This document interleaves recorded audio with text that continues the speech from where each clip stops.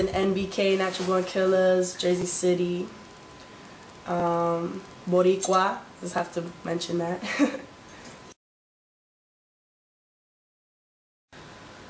Well, I wouldn't necessarily say that it was something that I predestined, you know, like it actually happened, it just happened. I was in high school and my school had the breakdance crew, breakdance club, and luckily that was taught by guess who, NBK. They taught the kids there, and then eventually I ended up getting better, and then the crew actually said, you know what, you're pretty dope, you want to join our crew, and then I joined it at like I believe 15, and then ever since that day it just happened.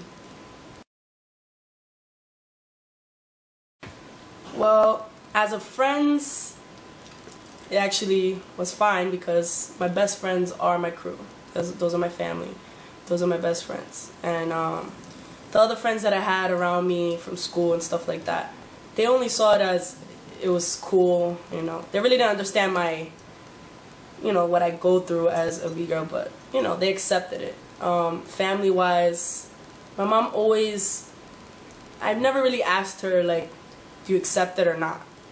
But she's never, ever told me, you know, you're wasting your time, or anything like that. I guess for the fact that I am a full-time B-girl, but I also still go to school, and I'm still trying to make my career teaching kids happen. So.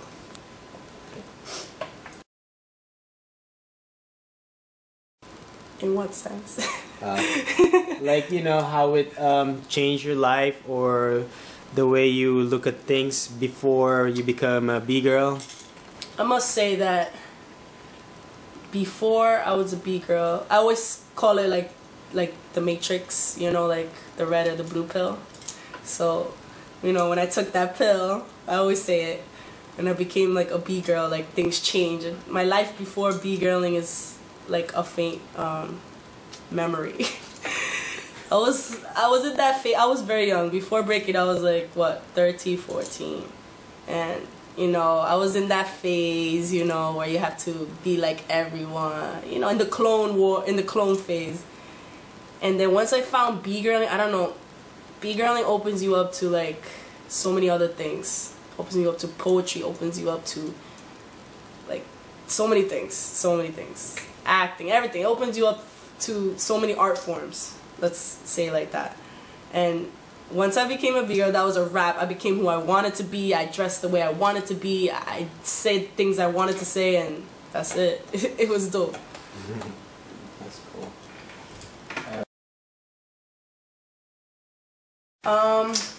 Definitely, I would have to say, in the beginning, you know, when you start out, you're like, well, can I do this, you know?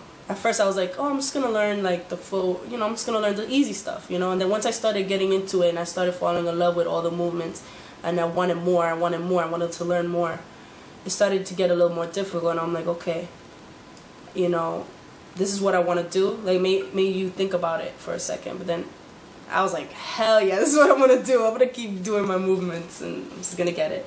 And then my crew was mad supportive, and they treat me like an equal. So they never treated me like the B-girl of the crew. They always treated me like, you're a crew member, so whatever the hell we're practicing today, get with it. And I thank them every day, because if they would have taught me any other way, I probably wouldn't have learned as much as I know now in that way.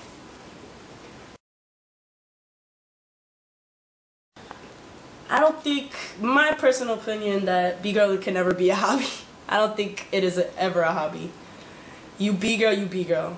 You know, it's inevitable. You're gonna like think about it. You're always gonna session. Even if you session once a month or once a week, you always end up coming back to breaking. So that's my opinion. It's not a hobby, because I've known people that they got their careers, but they're always thinking about, yo, I want to get this free. So B-girling is in your soul. You're a B-girl, you're a B-girl. Okay. Well, I see that it's only going to get more complicated, more there's only gonna be, they're gonna create more movements. There's gonna be someone making some crazy shit happen.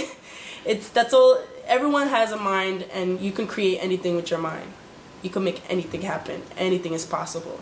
So there's air flares. There's gonna be one-handed air flares. Probably be pinky air flares by then. That's my opinion. Yeah. And hopefully by that time there's more B-girls. Even more, the population of B-girls will rise to like the highest point. That's what I definitely believe.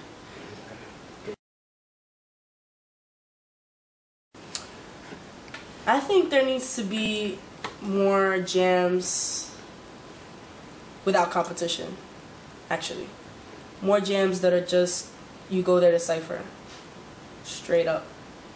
Because once, I mean, you know, competitions are dope. I'm not going to say they're bad. You know, you could enter a competition if you really, really want to.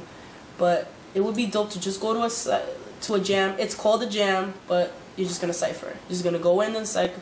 It's going to be like 12 ciphers in that jam, and everyone's going in. Cipher call-outs are being done. People are just having fun. Just, that will be really dope to have. Hopefully, just everyone. I don't know. That's it. That's cool. That's it. All right. How do I motivate myself? Well, I like to read inspiring quotes, and I like to read people who are gonna uplift me. Like, I like to listen to my crew members, my elders, you know, Rival, Reddy, Sam. They always, and Nova also, always ends up making me feel like ready to go. They'll be like, yo, you need to get this. Yo, you're about to get this. You just gotta keep practicing it. And another way I get motivated is meditation. Meditation is very dear to me. Meditation always helps you. Just breathing, knowing you're breathing right before practice, it makes you centered, makes you ready to go. That's what.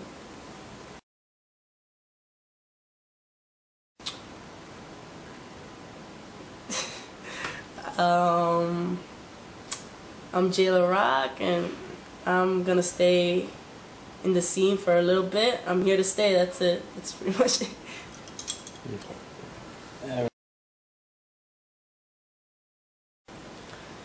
I would say to always know your history. Always know where b-boying comes from.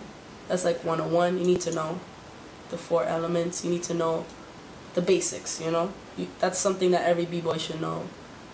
And also to just keep practicing as much as possible. Never, like, when you have those moments in life where you take breaks from breaking, you can't. You gotta, like, just keep going, because you're gonna benefit from it. And I would definitely say speak to an elder. You know, I call my crew members, you know, who are older than me and that started the crew elders, you know, because you should give respect to your elders, you know. And it's always good to speak to people who have been in the game longer than you and trust their advice, because they've been in the scene for 10 years, you know.